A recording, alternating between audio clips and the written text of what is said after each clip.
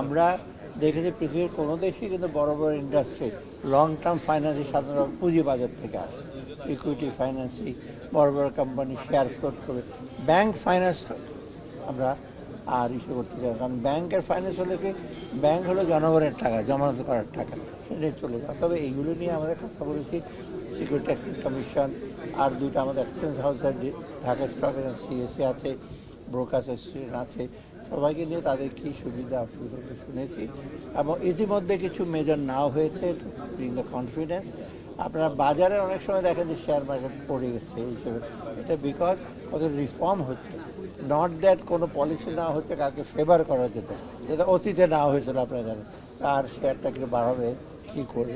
অর্থাৎ এইগুলো নিয়ে আলোচনা আছে, অর্থাৎ কিছুটা অ্যাকশন নিয়েছি, আর বাকিটুক আমরা সাজেস্ট করেছেন কী করা যায় আমরা এই।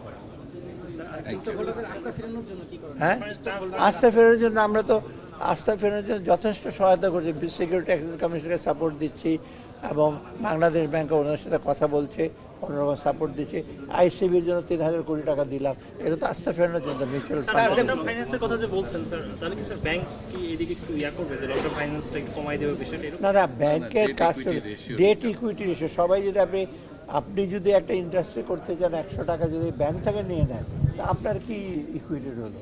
আপনি এখানে 20 টাকা 30 টাকা ইনভেস্ট করবেন, অথবা পৃথিবীর বেশিরভাগ দেশে 80 টাকা ওরা বাইরে থেকে আনে, ব্যাংক থেকে নেয় 20 টাকা।